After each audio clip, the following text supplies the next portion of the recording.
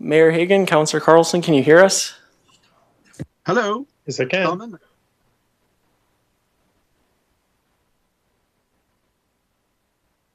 Can you hear us?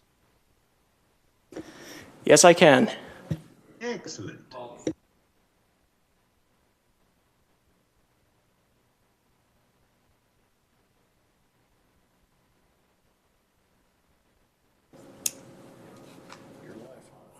There we go. And we'll call the Safety and Social Standing Policy Committee meeting to order. Mr. Clerk, would you please do the roll call?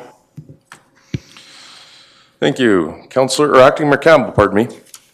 Present. Councillor Schmidt-Rempel. Here. Councillor Parker. Here. Councillor Middleton Hope. Present. I see we have Councillor Carlson and Mayor Hagan online. Councillor Croson has also joined us in the room. Thank you. Great. Thank you very much to the colleagues that are joining us. We'll go forward with the adoption of the agenda to Councillor Parker. Acceptance of the agenda? I don't believe that there are any other additional changes. Well, okay, usually I'm waiting for that little comment. You're waiting for what? Yeah, I'm waiting for like any additions, deletions and all that. Well, I would have thought maybe you would have known If there that. isn't any additions or deletions, Mr. Chair, I would call the question. None noted. We'll call the question, and thank you. Question has been called. All in favor? Thank you. Adoption of the agenda is approved. Consent agenda. Consent agenda by Councillor Schmidt-Rempel. Be it resolved that minutes of the Safety Standing Policy Committee meeting held on March 21st, 2024 be approved, and the Chair and City Clerk designate be authorized to sign in the same, and further be it resolved that the status of initiatives for April 18th, 2024 be received as information. Councillor Schmidt-Rempel. Thank you. Thank you very much. Did any of my colleagues, after reading through this, have any comments or changes to that agenda? Questions? No? All right, seeing none, I will call for the vote. Okay. Question's been called. All in favor? Good. Unanimous. Thank you for the consent agenda. All right. We'll move along to presentations. First presentation will be 5.1, Mr. Andrew Malcolm, General Manager of Community Social Development. Mr. Malcolm.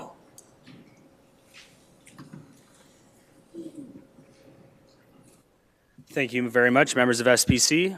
In October of 2023, we provided our final monthly update to City Council and indicated we'd be back in Q1 of 2024 to provide information update on any program amendments and updates over the winter, which is why we're here today.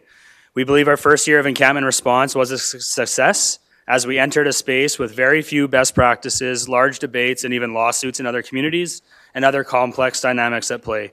We believe we have managed this complex space and delivered a response in Lethbridge that balances the needs of the vulnerable as well as public safety of everyone in our community in a consistent manner. I'm joined today by members of LPS and our CSD team who have been critical to the success, who will be assisting me with the presentation and any questions. I'm here with Eric Foster, Encampment Support Specialist, Sean Middleton, Encampment Triage Worker, Takara Motz, CSD Operations Manager, and of course our partners with LPS, Inspector Lawrence, Sergeant Dara, and Watch Manager Shane Kissinger. We plan to move quickly through the presentation, but are available for any questions. And with that, I'll turn the first slides over to Sean Middleton. Thank you. Hello, I will be speaking on slides 4 to 10. A major trend was that due to reducing the level of encampment entrenchment in the community, encampments moved further from the downtown core. Sorry, can you guys hear me? Sorry. I will be speaking on slides 4 to 10. A major trend was that due to reducing the level of encampment entrenchment in the community, encampments moved further from the downtown core into other parts of the community. The encampment response team took proactive measures in the winter to provide wellness checks and ensure occupants got to safe locations before the temperatures dropped to dangerous levels.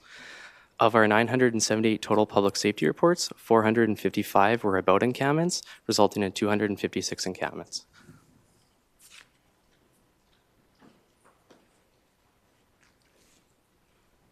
Good afternoon, everyone. I'll be covering the information from slides 11 to 18. If you could please go to slide 14. So this slide, actually the following information was provided to us by Corporate Communications. The current slide shows the new sentiment from 2022 to 2023. As you can see, the positive sentiment increased from 5% up to 62%. with the negative sentiment falling to 7%. If you go to the next slide, please. So this slide shows the social sentiment increasing from only 1% up to 56% positive. Now I'd like to highlight some of the partnerships that the team has created. So the team has worked to create and maintain partnerships with the University of Lethbridge, Lethbridge College, the KOA Campgrounds, and CP Rail. We also see this as an opportunity to explore agent status where and when capacity permits. As for the funding, we were able to deliver the response under budget. There was an annual budget approved in 2023, but the response was for only 3/4 of the year. The surplus will remain within the program, and we will commit to providing an annual update. I will now pass things off to Takara.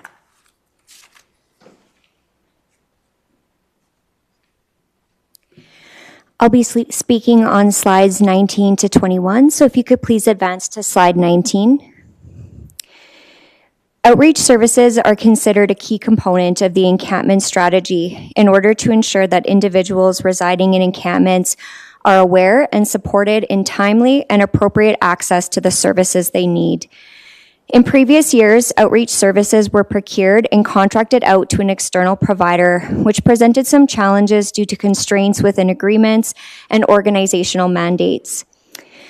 Therefore, we are proposing a new outreach model, which will be piloted for the remainder of the current operating budget. This model will utilize existing resources through the Lethbridge Police Service Watch Program and the $260,000 approved for outreach services in the City of Lethbridge operating budget. We believe this model will provide an enhanced service for the vulnerable population and the larger community. The Watch program will utilize existing resources and expand their current scope of practice with support from community social development outreach specialists. This will provide an increased ability to adapt and respond to community needs in real time, as it will eliminate a third party that may be bound by contractual expectations or organizational mandates. This option also ensures access to cultural resources through the Blackfoot Resource Hub and the Integrated Coordinated Access Cultural Training Competency Training, as an Indigenous focus was identified in the operating budget for the $260,000 for outreach services. In addition, this model comes with no net increase to the City of Lethbridge. Thank you.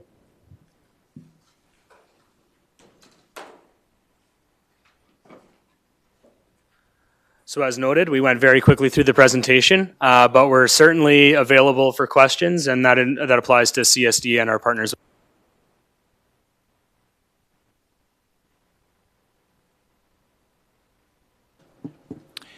Thanks very much, Mr. Malcolm, and everyone else that is a part of your group. We'll start taking questions. I have several. Looks like Councillor Campbell is first in the deck. Go ahead, Councillor Campbell. Thanks.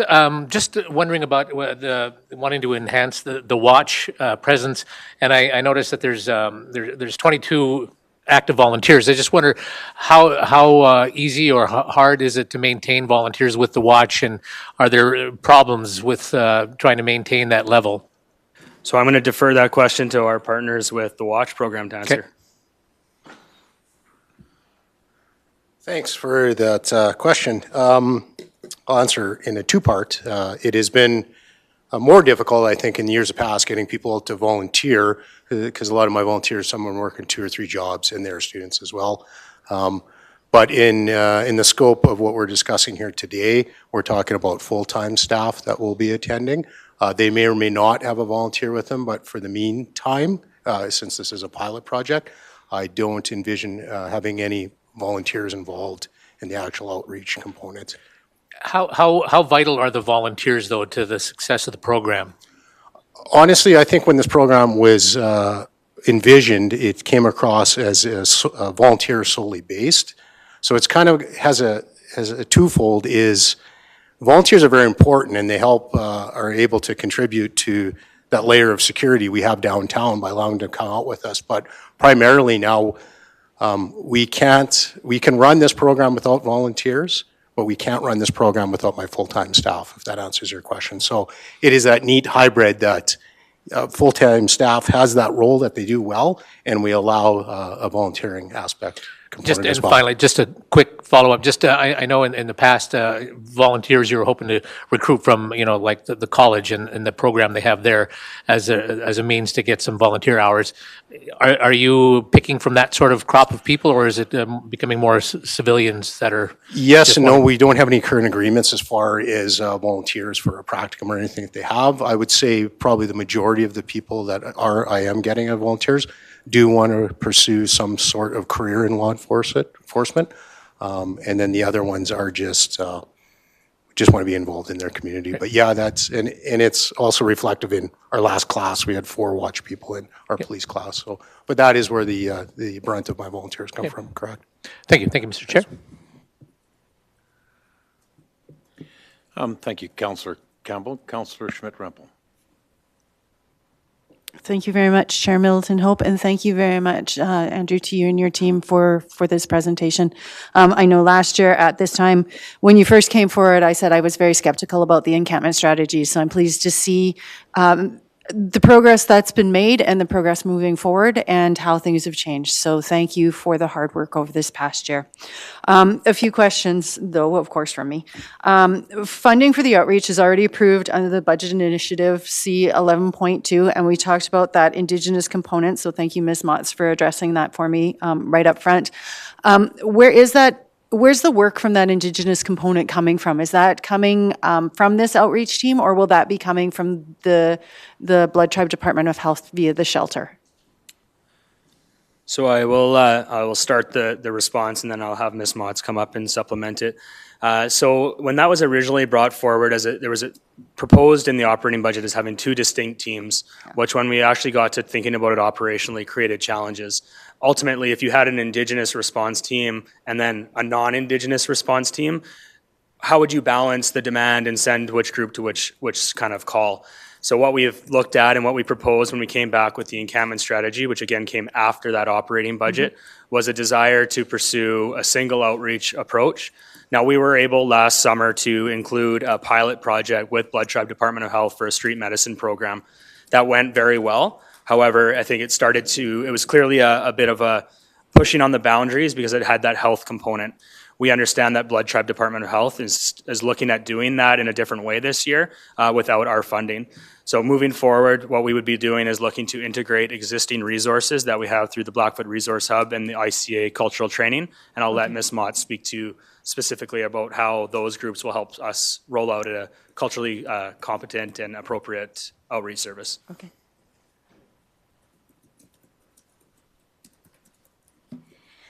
So as Mr. Malcolm stated, we do currently fund Blood Tribe administration for the Blackfoot Resource Hub, and they have just agreed to take over the cultural competency training within our integrated coordinated access system. And so it will be a requirement for the outreach specialist staff employed through community social development to take that training and to work collaboratively with both the Blood Tribe administration and the Blood Tribe Department of Health. Mr. Kissinger's staff have already started the integrated coordinated access training as well, and we'll be doing that cultural competency training. So to ensure that although we won't be having a separate Indigenous outreach team in this proposed model, that culturally competent care will be provided by all outreach staff and that they will work collaboratively with our partners with the Blood Tribe. Okay. Thank you very much for that. I appreciate that. Thank you. So in combination with that training that the Watch will be taking, what other training will be provided to those volunteers? I will let Mr. Kissinger speak to the volunteer aspect of it versus hired staff, but the training that will be required will be primarily through the Blackfoot Resource Hub and then integrated coordinated access. I'll also mention the Blackfoot Resource Hub has resources to make connections with elders in the community, which can guide the work of our outreach staff, and that's accessed on an as-needed basis. Okay. Thanks. Just so I understand your question, just to clarify, no volunteers will be attending. Okay. They're full-time city It'll all be employees. full-time, okay. Yeah, so they'll be taking this Indigenous training coming up. Fortunately, it doesn't open up until October because it's full right now. But they also have Indigenous training from when they took their basic training when they were volunteers when they took the week-long basic training program. Okay. And what kind of basic training will they have that works into this outreach programming? Does it dovetail nicely?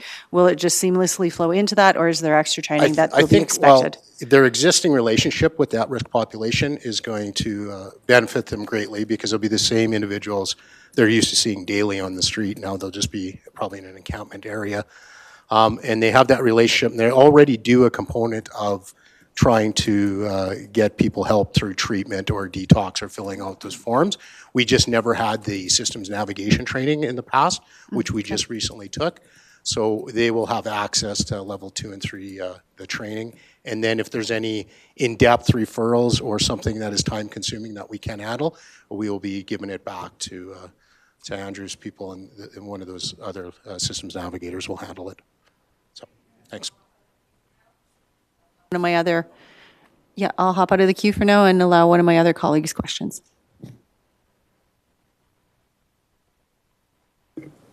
Good.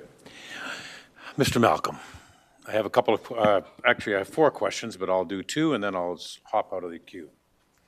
First one, due to the violence, which includes shootings, weapons found, reports of assaults, intimidation, extortion, sexual assaults, drug trafficking and consumption, along with stolen property in the encampments, and these have been not only found in our encampments, but also in other cities, which also include a shooting of a dog recently in Calgary. Are we changing our approach to ensure LPS is available to any of the encampment approaches or any of the encampment interdictions?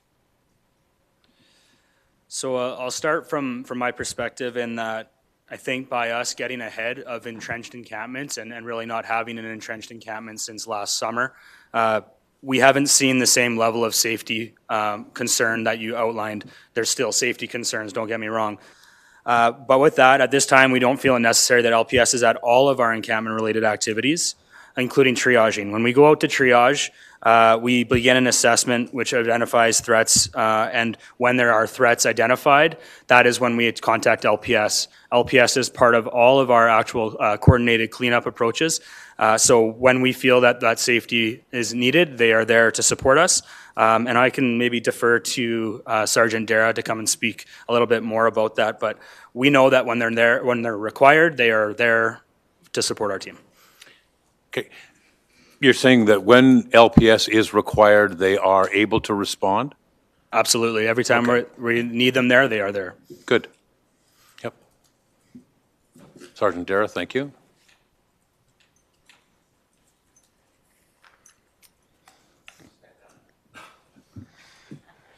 So I'll even use this week as a good example. We have, I think, 3 or 4 different locations that we're going to attend together on Friday. So we coordinate, we talk about where these problem locations are, and we will go out there and deal with them When it comes to the daily calls for service that our encampment response team attends without us, the fact that we have 2 fantastic encampment response team members that go out and view these events, deal with them, address them, they get to know some of the people. Some for sure are not very pleasant, and those are the ones that we're there to support them with. But they also get to deal with a lot of good people who are dealing with some mental health crises. They're unhoused, they're frustrated, some of that kind of stuff. They've done a fantastic job of attending, gauging those things on what they see in front of them. And like we're down to the point where we can recognize someone's tent, and we know that that's a troublesome person, so they have the wherewithal to take a step back and say, hey, we're not going to go to this alone. If I'm working, they'll text me, they'll call me. We have some information sharing between the rest of my team, and if we need be in the middle of a Monday, Tuesday, Wednesday, we'll jump in and help them deal with that one if it's emergent. So. Okay, thank you. Second question would be through Mr. Malcolm, I think, to Mr. Kissinger, although he can just hang out there if you want him to. By utilizing the watch as our primary outreach conduit, how much taxpayer dollars do we stand to save by not outsourcing to a third-party service provider? So I think that question, I mean, I'll let Shane come up here if he needs to, but I think that primarily focuses on the encampment budget, which is under our oversight. Yep. So in 2023, our outreach services through a third party cost approximately $300,000 for 5 months of coverage, which would have translated to an annual cost of $720,000 if we had the same services for 12 months. Now, we don't see the need for the same services for 12 months of the year, backed up by some of the data and the trends. So the challenge is that there's many costs that come with the third-party service provider that are on an annual basis, such as insurance. So whether you have their service for 5 months or for 12 months, that's a same cost across the year. Internally, we are able to get cost savings in some of those areas. So our current projections for this year with the proposed plan, we're anticipating seeing a cost savings of 58% as it relates to the outreach specific component of the budget. So is that 58% of 720,000? 58%, which would equate to a savings of $250,000. 250,000. Great, thank you. I'll cede to Councillor Schmidt-Rempel. She has another couple of questions. Thank you very much, and thank you very much, Mr. Malcolm, for this. And this might be, if Mr. Darrow could answer this, it was something you spoke to at the town hall a few weeks ago, so I'm glad you're here to answer this question. Can you outline for me what happens during an encampment response? So one of the slides you had at the town hall was the myths and rumors about what happens during an encampment response, that people aren't treated with dignity, that their belongings are just taken and thrown out. Can you outline what does that encampment response look like? A typical encampment response would be, say we roll out as a team in our different vehicles, we arrive at the location. We're not hiding, we're there to be seen. A lot of our clients at this point even see the vans pull up, they see the fantastic people from Clean Sweep, and they are grabbing their bags, they're grabbing their property, and they're walking away before we even get to the tent or the structure that they're at. When it comes to how the people are treated themselves when they're sleeping or in the tent, we're very loud. It's hey, encampment response team, we're Lethbridge City Police, we're very vocal, so we're not startling anybody, we're not opening the side of a tent or a structure or taking anything down before anyone's alerted that we're there. I would say 99.5% of the people we've dealt with have that, oh hey, it is you guys. They know why we're there because most of these clients are repeat. We get the odd one that's new nowadays, but it's the same group of people who are constantly moving throughout the city. They're spoken to, explain the rules with respect. We take a step back, and that's when in the past we've had our triage workers that were with Streets from last year would come in and, hey, you need any supports? What can we help you with? It's not like a crack the whip, get out of here. It's like, hey, how can we help you, right? Like, we're humans, you're good humans. What can we do to get you off the street? Because this isn't safe for you. It isn't safe for the people around you, and it isn't good for our community. We took 3 dead bodies out of encampments last year. There were sudden deaths that happened in tents, in structures, and that's what I don't want, because I don't want my people to lose their life in a situation like that by themselves. So I think it's a great wraparound response, and I'm proud of our program. Perfect. Thank you very much. And then to you, Mr. Malcolm, is this a presentation that can be submitted to the Lethbridge Police Commission so that the Police Commission can be advised about the work that LPS is doing, but also what the Watch is doing and how the Watch is going to be a part of this? Yeah, absolutely. I don't see any reason why we couldn't be prepared to give the same presentation to them and frankly to anyone in the community that would be interested in having us come and speak to it. One of the things that our team has done a great job on is building those relationships, whether it's University College, KOA Campground, and CP Rail. Those are all groups that the team has gone out to, met with, and explained the response to, and built partnerships with. So we'd open to do that with the commission as well as anyone else, really. Yeah. As the council rep on the commission, I think it would be valuable for this to be brought forward to the commission. And I'll step out at this time. Thank you. The presentation that you're doing today, or the presentation that we've seen, is this the presentation that you've given to the Breakfast Club? No, the original Business Breakfast Club, there was a more generic CSD presentation given several months ago, which included some information around our encampment response, but not this level of detail. This level of detail was something that we've been sitting on since the end of the year with our commitment that we really wanted the first audience for it to be the SPC here today. just some feedback from that particular meeting. It was incredibly well received, particularly from you. That's great to hear. We're certainly happy to hear that, because in years past, that might not have been the same response as it relates to encampments. This is a question to you, Mr. Malcolm, but it could also be responded to by Sergeant Dara if you wish. Considering some of the criticism that I and other members of council came under for suggesting fencing in Galt Gardens, we now see that several businesses, including portions around the Southern Alberta Art Gallery, have been fenced off. We've seen the Halmrest has been fenced off, the library has been fenced off, the Wyndham Hotel has been fenced off, and Garden View has been fenced off. As a result of the fencing that has been going on in the community, and I'm not advocating at this point for any additional fencing, I'm just simply saying this is what we're observing.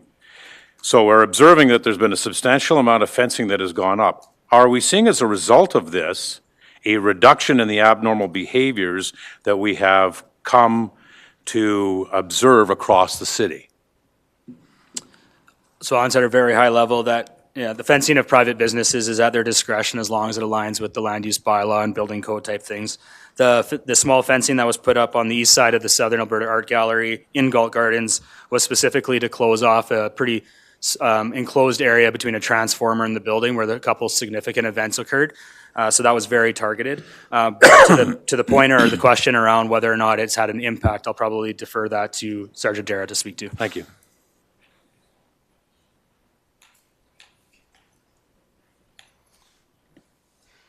Specifically when it comes to the Southern Alberta Art Gallery, that is something that I requested through, I think it was the Heart of City committee that ended up paying for that one. And we just had some significant events that took place there. The lines of sight there were terrible. It's a great place to hide and bad things happen there. So we have seen a drastic decrease of things right at that corner for sure. And when it comes to talking about putting up a fence, or my Galt Gardens of 2023 is very different from my Galt Gardens of 2024 right now. I'll give Blood Tribe Health some credit. They've done a fantastic job of keeping clients on the shelter property in the overnight hours currently. Whereas last year there was a bit of a policy to push them off property, which led to those mass groups in Galt, which then led to a lot of property damage, break-in enters, a lot of issues throughout the overnight hours. We have not seen that so far this year. And I'm hoping that it stays like that. Going to Halmrest, they did put up that fence. Lethbridge Housing Authority is working with a different model at that location. We have seen some more calls for service at that location, but that is more directly related to the type of clients that have been staying there and some of the issues outside along 8th Street. Has that fence been successful? I would say yes. It's been successful keeping people out of their property, but some of their policy changes and different clients there, it's changed some of the population living there. So, okay, thank you. Last question to Mr. Malcolm. In your experience, Mr. Malcolm, and with your expertise, would you agree that the encampment response has and continues to be successful? Well, I have to admit that I have limited experience in delivering encampment responses. This is a you've become the provincial expert. Collaborative effort here. But I think the numbers truly speak for themselves in terms of the social sentiment, the community sentiment, some of the partnerships we've built, and obviously the kind words from council. We know that you're the first call for many people in our community, and in years past, you received many calls. We think that we've been able to provide a proper route for those calls so that results in an actual effective response. And so to that extent, I do believe this has been a big success for the community. Good, thank you. And last questions to Councillor Schmidt-Rempel. And Councillor Campbell, he has one too, apparently. Thanks very much. Mr. Malcolm, on page, and I've got it on page 33 of 46 of our agenda package, it's marked on page 33 of 46. The service level changes, the response time changes. Tier 1 is within 2 days. Tier 2 has changed from 4 to 7 days, and Tier 3 has changed from 7 to 5 days. Can you speak a little bit about those changes, particularly the increased to Tier 2 in response and the decrease in Tier 3 to response. Can you help me understand that? Yeah. So when we first wrote this strategy, we had no operational experience, and so it was a little bit of a shot in the dark, so to speak. So this is now with a year of experience. That's why we're making those changes, and I'll probably call up Mr. Foster to speak to specifically the reason why we've made those adjustments.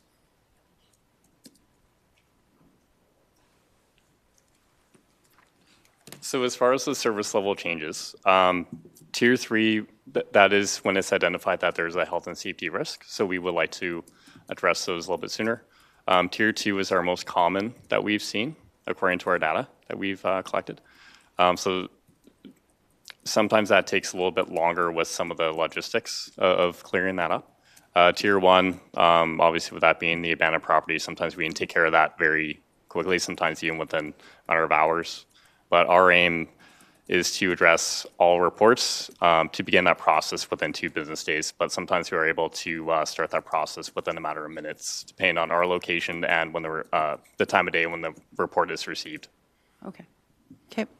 Thank you very much. And then this is a fantastic report. Thank you very much for this. But the editor in me would be remiss in saying, you've got public property, public spaces, and public lands. Could we unify the terminology on that a little bit so that people aren't getting confused around that? And like I said, that's just the editor in me who couldn't let that one go. Thank you for that comment. We'll certainly take a look at that. I think, though, that just raises an opportunity for make a specific point that our response is on public lands. And so we have had conversations with a select few private landowners, if you will, being the college, university, the KOA campground, and CP Rail. And that's where it was mentioned around this concept of agent status, where we would actually be, with special permissions, be able to go on those properties. We don't have the resources to do all private properties. So that's where we've worked with other partners like LPS. But I think it's really important and an opportunity to just mention that our response is on those public lands. Perfect. Thank you very much. Okay, and Councillor Campbell. This will be for Mr. Malcolm. Just, you think about where we were with encampments not that long ago, and the work that you've done and where we've come to this point. I guess to kind of put a bow on it in some way, if someone or a city from a like-sized city of Lethbridge dealing with the same problems that we dealt with, and they phoned Mr. Malcolm, what do we do?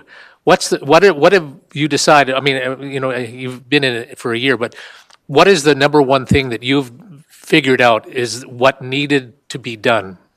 If you can come to a thought about that. It's probably not just one, but several. I think the number one thing was our relationship with LPS or with our local police service. I think if we see what's happening in Edmonton, for example, administration or City Hall are not on the same page with their police force, and it has to be that way, and I think that's where we've had a lot of success. Second would be resourcing, getting the appropriate resources to actually get good people into positions to do this work is important. And then the third piece, which was touched on a little bit, is the consistency. So when, as Sergeant Darrow was alluding to, many of these people know what to expect when the team rolls in, and that helps everybody. We're not surprising anybody, which was much the case before. Things were changing on a daily, if not hourly basis. We have largely went an entire year with a consistent approach, and that means everyone's on the same page. And I think those would probably be the three things, and I'll look to see if anyone would like to add anything else, but looks like I summed Said it it up. all. Thank you. Thank you, Mr. Chair. Thank you. I see no other questions from my colleagues. Are there any members of the public who wish to make a presentation, ask a question? For a second time, any members of the public interested in providing some input? And for a third time, anyone from the public, anyone at all? Okay, thank you very much.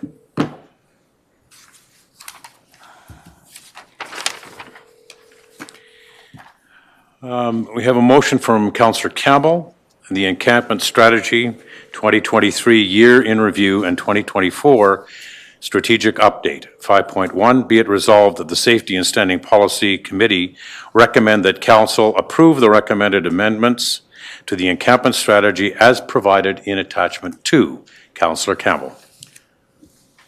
Thank you, Mr. Chair. Well, we've just seen a remarkable report, and a remarkable job that Mr. Malcolm and his staff and everyone has done. And again, relationships are important. Relationships is leadership, and you have proven that you're leading the way to deal with this encampment strategy. So I applaud you on that.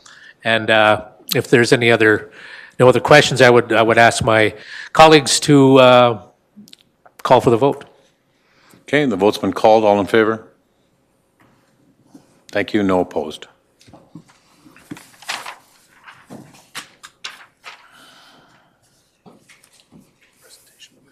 Yes, and which one have we got? Presentation number 2. This is Mr. Enns? No. No? Jesse Sadlowski. All right, presentation number 2. Jesse Sadlowski, Chairperson, Galt Museum and Archives Board of Directors. Mr. Sadlowski. Yeah, thank you, Standing Policy Committee today for having me. I'm just going to get organized here, and members of this chamber. So I'm Jesse Sadlowski. I'm currently the board chair and volunteer at the Galt Museum. You should have been sent our annual report. Looks like this, and I was told that you have reviewed the report. So thank you for doing that. I know that you are very busy people. I just want to acknowledge a few things. Obviously, going through the report, you're going to see that there's some pictures in here that are no longer with us here today. I just want to do some introductions. So our former CFO, Darren Martins, successfully retired after many great years at the Galt Museum and overseeing the fort this March, which left us without a CFO. We successfully, with your help, with the city of Lethbridge's help, managed to recruit a Dr. Sarah Newstead, who is coming to us from the Atlas Coal Mine Museum and is currently the CEO there at that institution. However, she is not able to start until June 6th, I believe it is. And so she can't be here today, which leaves us as volunteers to represent the Galt. Also, thanks to Robin Harper, who is here with us today to help answer some questions today. The city has graciously appointed Robin to help us at the staff and at the Galt and the fort with operations. We also have with us today Gerald Hebert, Vice Chair of the Galt, Laura Brenner, new to the Galt board this year, and Ginger Cieslaw, if I'm saying that right, who is the executive assistant to the Galt, at the Galt. So what I wanted to do is, obviously, I'm not going to go through a quick PowerPoint with you. You've reviewed this information. I wanted to speak a little bit about the success of the Galt and the fort over the recent years. Recently, I was asked, what are you most proud of the fort and Galt with your time being on the board of the Galt? And I can honestly tell you the staff and the amount of volunteers that it takes to run the Galt and the fort, that we are very proud of. Me as a school teacher here in Lethbridge and working for the school division, I get a chance to go there many times a year and witness our students learning from the programs at the Galt and at the fort. I am super excited and proud of all the grants and funding that has taken a lot of hard work from volunteers and our staff to successfully make sure that operations are run in a conservative fiscal way. We do bring in revenue from our rentals. We've hired a new Indigenous curator who's done a fantastic job with bringing in Indigenous perspectives and truth and reconciliation. And really, the Galt has really become a center for newcomers in our city. Just this past week, we celebrated Ukrainian Easter and brought in dancers, but there are a number of activities happening at the Galt that are very inclusive to everybody in this community. And you can see that by the shows being offered and the hard work being done there. So it's getting tougher and tougher. I can tell you every year as a board member looking at the budgets, it's getting harder and harder to operate. Fortunately for us, we've worked hard to recruit new volunteers and the staff has put in extra time and effort. They've made some changes to the gift shop to make sure that it's appealing to people who are visiting our city.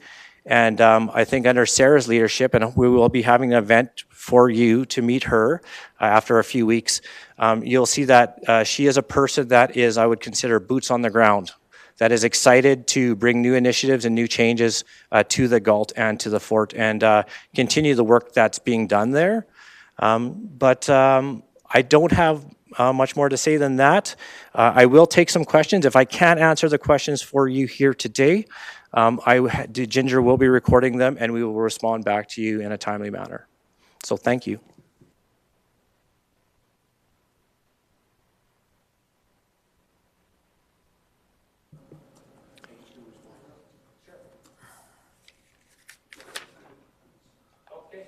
Great. Thank you, Mr. Sadlowski. There doesn't appear to be any questions from any members of the committee.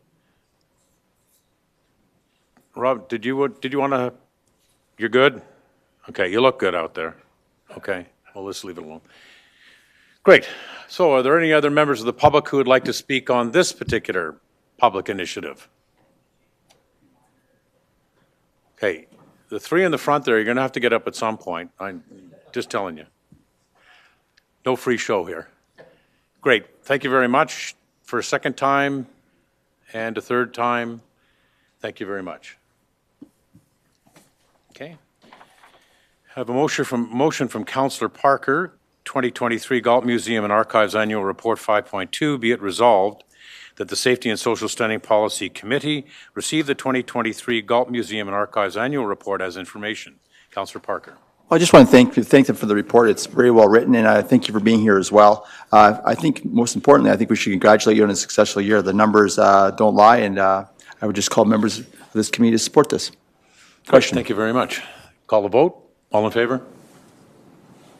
Thank you very much. And item 5.3, Mr. Enns. General Manager, Regulatory Services, Properties of Concern. Mr. Enns. Yes, thank you, Acting Mayor and members of the committee. Mr. Henley, the Senior Bylaw Officer, is here as well to answer any questions later that you may have. I just want to give a brief overview and then be open to any questions. The Minimum Property Bylaw, which forms a basis report, was passed by City Council back in 2011. The bylaw is primarily designed to be used as a tool to address the following: securing an unoccupied property, structural issues of building in obvious state of disrepair, fences and their supporting structures, and we deal with about a handful of fences a year. They're not in here, but we use this bylaw for a lot of things other than what we put in the report as well. And incomplete construction after 24 months from issuance of a building permit. That was asked for by Planning and Design. They had at the time quite a number of outstanding properties that had been sitting for a while, and they used right after the bylaw was passed to deal with that particular problem. In fact, the bylaw was put together by Planning and Design Department, and subsequently our department, Regulatory Services, was asked to take a lead role in enforcing the same, which we agreed to do. However, from the start, we got cooperation from many internal and external agencies to assist us in this work, and I'd like to point them out. Alberta Health Services is very helpful in some of these buildings. Fire Department, Lethbridge Police Service Facilities, CSD, Planning, Lethbridge Housing, and SCAN, which opened an office here late last November. As with many of our enforcement endeavors, we put a great deal of effort into attempting to get individuals to remediate the concerns. This is most efficient and cost-effective approach for both the owners and the municipality. We take immense pride in seeing once dilapidated building repaired or torn down to make way for a new development. More recently, we have facilitated connections between property owners and builders specializing in derelict properties requiring extensive renovations. However, it's challenging work. We're dealing with anything from unsavory characters, individuals who've got into some financial difficulties, and then individuals as well with some severe mental health issues. And as such, we wear many different hats when enforcing this bylaw. That from a strict enforcement officer to individuals or to a supportive counselor who connects individual resources they require and everything in between. Department staff have become quite skilled at assessing each property on an individual basis and determining how to approach compliance given each unique circumstance. And additionally, given recent concerns surrounding arson and other social problems, departmental staff have been regularly patrolling and checking on properties of concern to make sure secure buildings have not been breached. We also have an open line of communication with our partners to help address these concerns as well. Now, turning quickly to the report here, we have, this is a report we were asked to prepare, and it's been broken down into 2 parts. On report 1 of 2, we list properties of concern under bylaw 5747 that the department have dealt with over the past couple of years, including those that we're actively addressing. Report 2 of 2, we list 68 properties which the fire department asked to review that did not make the first list. Many of these properties were secured and or did not meet the criteria to place them on report number 1. What this report doesn't list is unsightly properties, but there may be an overlap in some cases. For just information purposes, we deal with roughly 200 to 300 unsightly premises a year, both complaints, and we also go actively looking for those as well. Now, you'll note that the addresses have been removed from both reports from the public submission portion, but added as part of a confidential report. Now, we had some privacy concerns about discussing citizens' personal information, and we also had some concerns about listing the addresses of vacant properties available online for anyone to access. We also took the lead from other municipalities, such as Edmonton, who kept this information private. We just asked if anyone has any detailed or specific questions about a property that we discuss the same in camera so as not to publish personal information. We are also unable to discuss current operations of SCAN, which are confidential. However, we can certainly handle all general questions in an open session. So that's my brief overview. My colleague and I would be ready to answer any questions you may have. Thank you, Mr. Enns. I had a couple of questions. I don't see, well, but I'm betting. Okay, there we go. No, I don't see any need for us to go in camera, although my colleagues may think otherwise, but I see no reason why we need to go in camera. We don't need to know what the addresses are. So if this is the same information that you'd provide in camera but with addresses? The exact information. I thought council should have the addresses handy to them, given the nature of this report, but that it's something that we should not have public. Fair enough. Okay, so my first question then, you talk about unsafe or dangerous properties. Initially in the report, it indicates 31 properties. There's an additional 68 properties that were identified by LFES. So those were properties that they asked you to evaluate, is that correct? That is correct, yes. And so what was our number of derelict or unsafe or dangerous properties after we went through roughly 99 properties? You mean the ones that made it to the first list?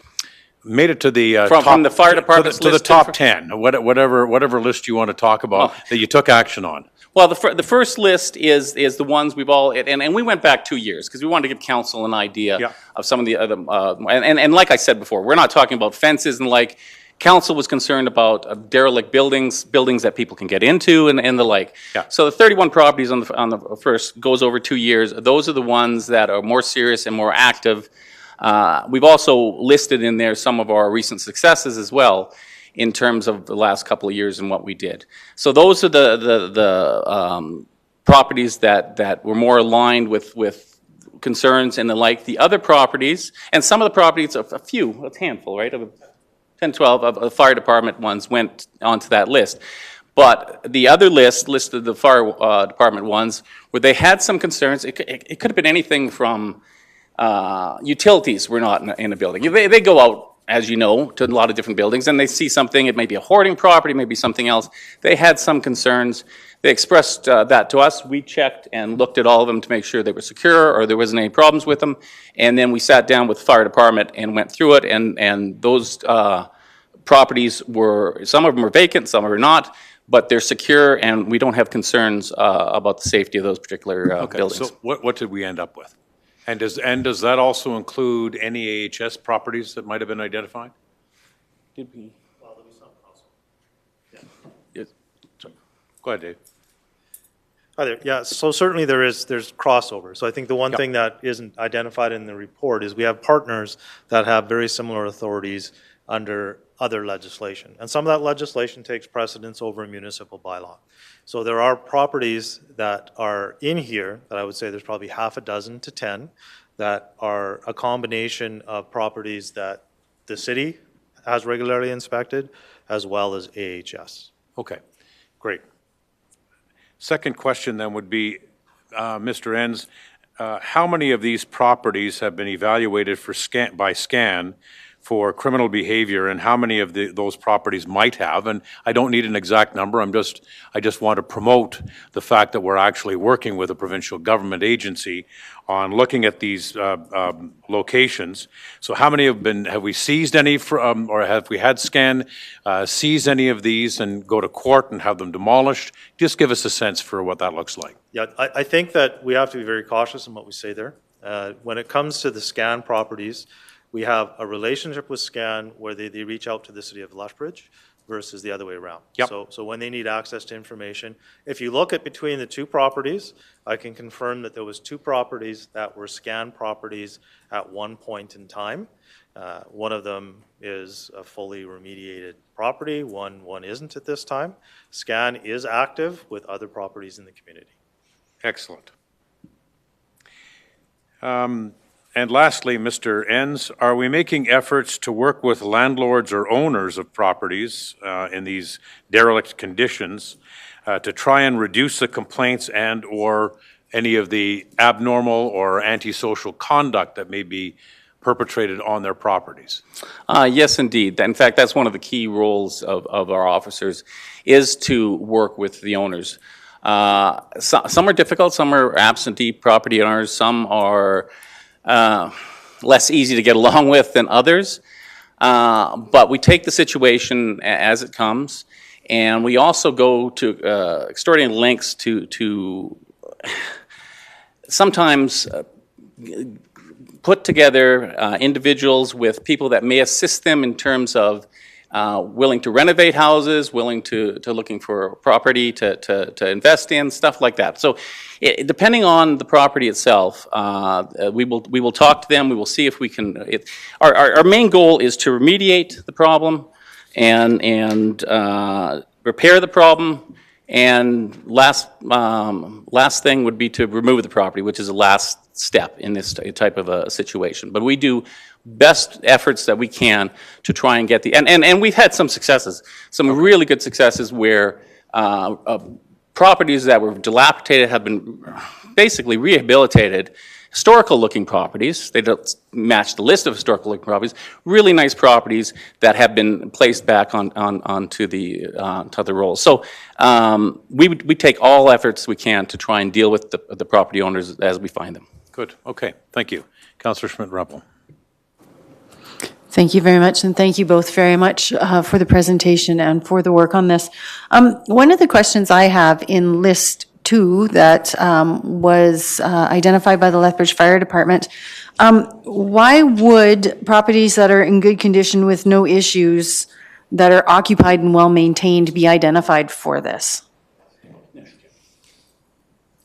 Yes, thank you. In working with our partners at Lethbridge Fire, as indicated earlier, they respond to many different kinds of complaints. Some of those complaints pertain to the condition of the interior of the property, and they are looking for ways to resolve some of the issues that a resident may, or condition that a resident may or may be not living in. That's not a municipal bylaw. Some of that stuff falls outside of the City of Lethbridge's authority, and certainly that information is relayed to other partners like AHS. Really, it's a big list. So the list that we started with was over 80 properties that the fire department looked at. When they were going through, they created just a big list of areas they went to. There might have been an interior issue with the property, or maybe there was something on the outside. Then they extrapolated that list based on some utility information. Not every property that has a utility disconnect is a derelict property. Right? There's a variety of reasons why those utilities can be disconnected. We have worked with Lethbridge Fire Prevention and continue to do so to go through this list. So this list, we worked with them as we went through and documented each of the properties. And we agreed that this is the list that we ended up on, that the list that is the Lethbridge Fire Department list with 68 properties on it really are ones that, yep, they agree that we looked at it, doesn't fit the criteria of what the report really was supposed to be identifying. Okay, and why do we have, why do we have Lethbridge Housing Authority as well consulting on this? I didn't quite understand that. I understood everybody else, but I didn't understand Lethbridge Housing Authority's role. At one point in time, Lethbridge Housing Authority had a position that was absolutely crucial to dealing with residential properties and housing for individuals that have a certain kind of mental health disorder.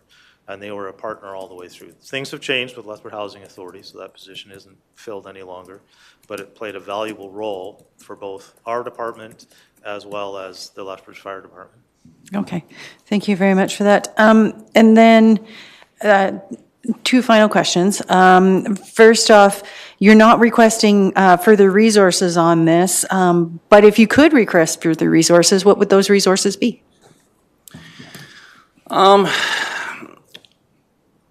The one we just mentioned, social support, and it wouldn't probably fall into our area, but we do deal with a lot of very distressed individuals, and there are places that we can send them to, but we don't have any internal partners that directly deal, like we said, with the hoarding specialist that we had before, that deals with the situation, knows the certain specific types of issues they're dealing with a hoarder and the type. So that would be one. And I guess as anyone, data analysts, we just don't have the resources to collect as much data and analyze it as we would like. But we've got some positions that we're rearranging in the department, and we're trying our best to come up with that scale.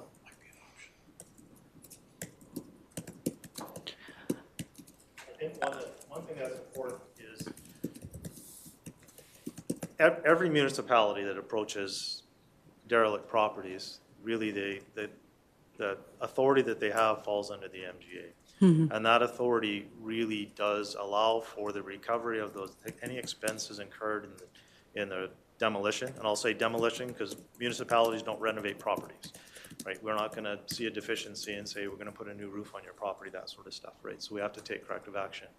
Every single municipality that does this work at some point in time may have to demolish a property, and at that point in time, you would have to request financial resources to be able to do so.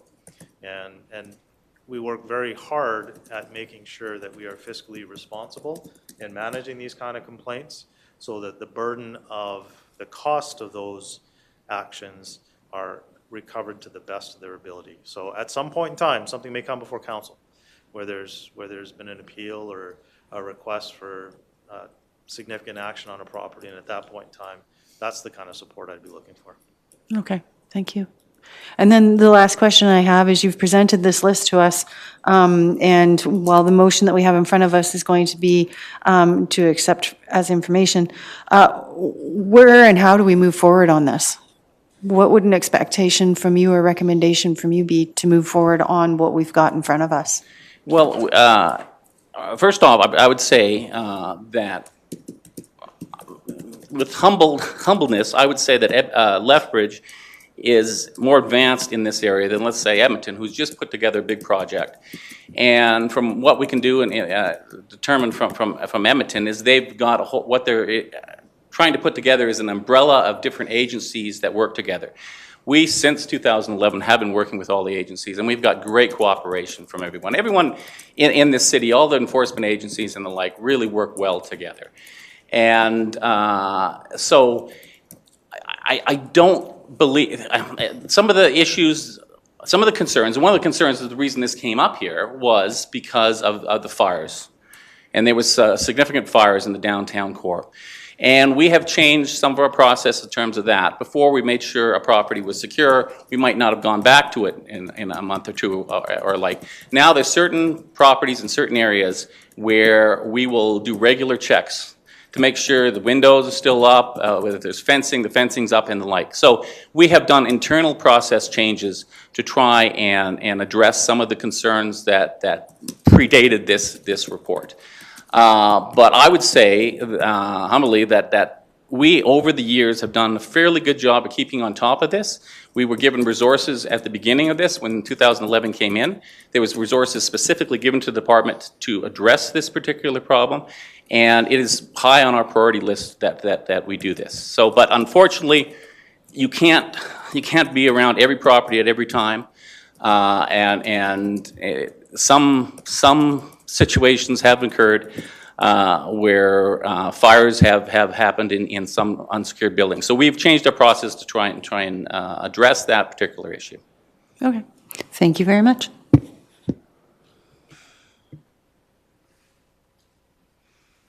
Thank you, Mr. Renz. Mr. Henley, thank you very much, sir. Do we have, oh, there you are. Councillor Crowson. Thank you very much. Thank you for all the work on this. Certainly, it has been a lot of work because getting both the reports and everything together. First question I have, and you mentioned a little bit about Edmonton, but to kind of give us a sense of how we compare with other communities, do we have more or less percentage-wise that would fall into, this rank of buildings? You've talked about how we're ahead of Edmonton in process, how we're doing against Calgary, Medicine Hat. So just give us a sense of where we sort of are as a community. Are we seeing a lot more of these, or is this something that every community has? Every community does have these. Unless Mr. Henley knows direct comparisons with Medicine Hat and the others.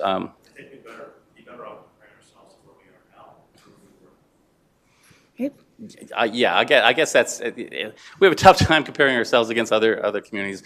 Where we were prior to this being passed back in 2011, and to the program we put in place, and then the first 2 years after this was a heck of a lot of work. There was a number of demolitions that we did. There was a number of problems that had been sitting around for a while and didn't have the proper tools to address under the old bylaw.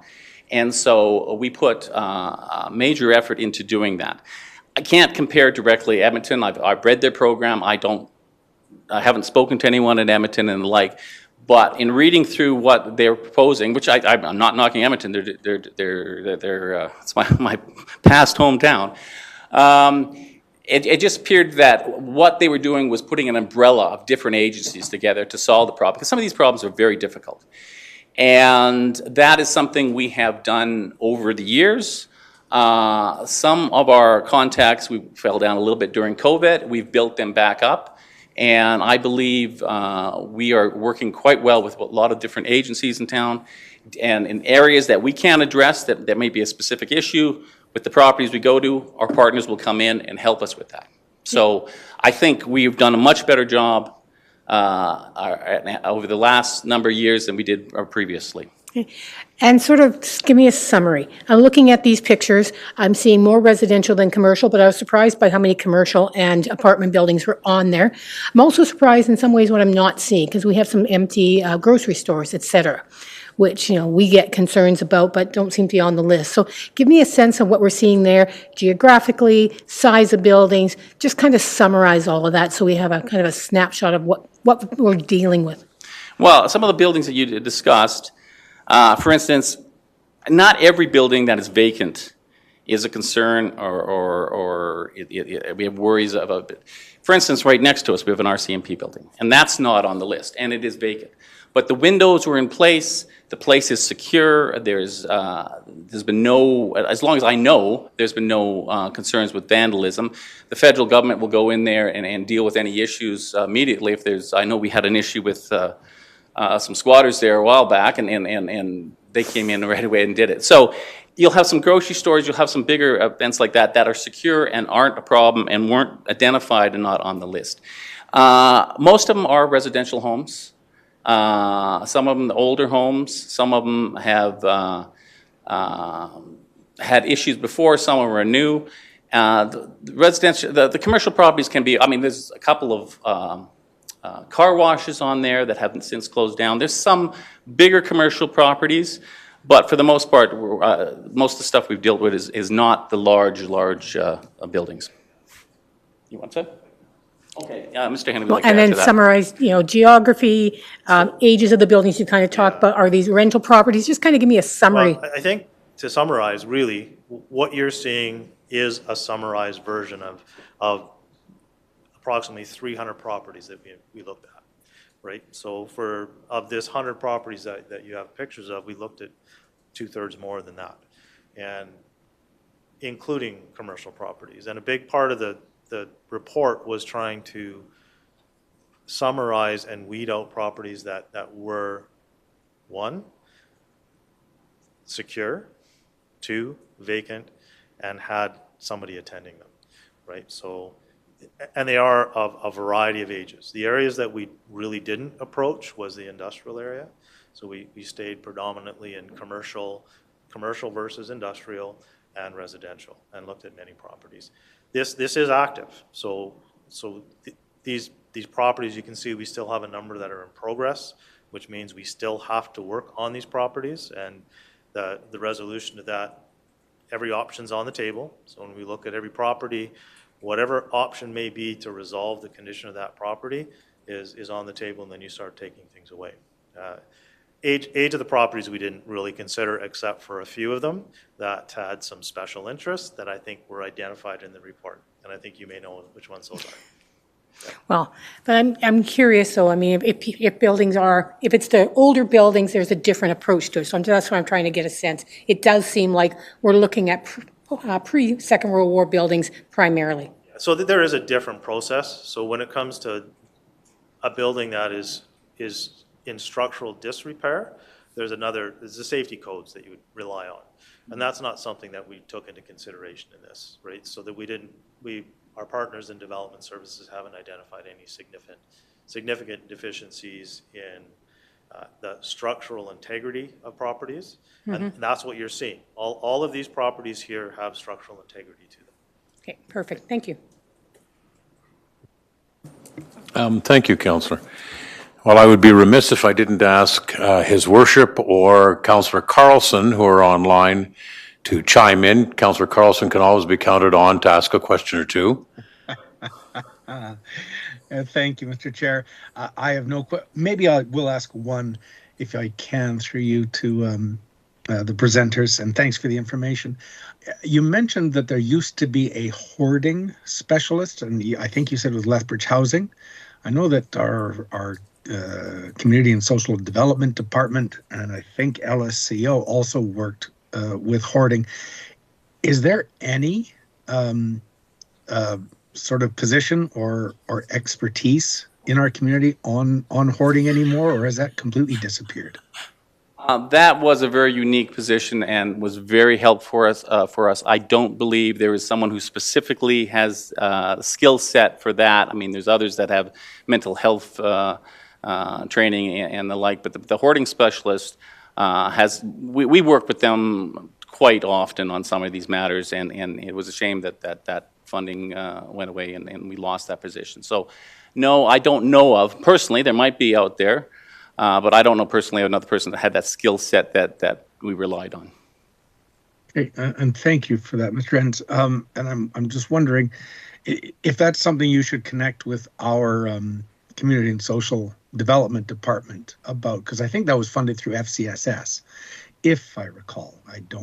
I'm not 100% sure.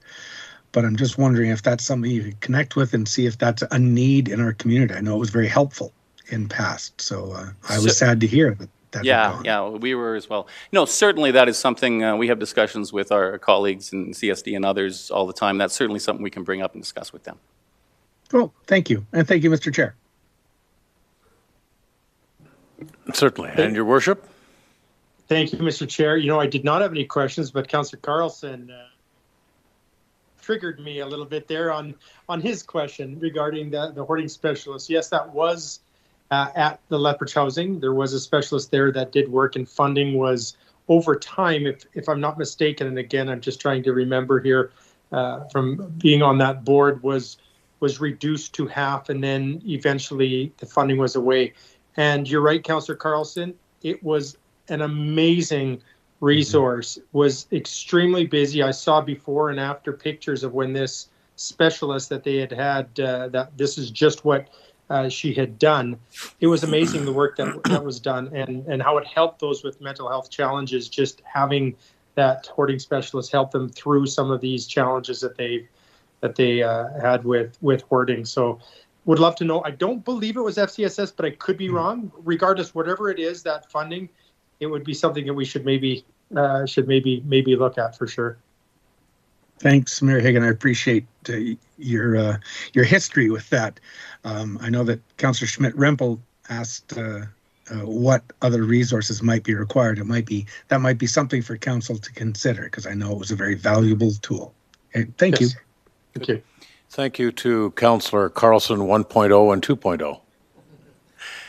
Mr. Henley, I guess the question might be to Mr. Henley or to Mr. Enns, but have you considered and have you contemplated utilizing, you talked about some of the stresses that some of the property owners are under or the occupants of some of these properties, particularly if you're going in and there may appear to be mental health issues or something of that nature.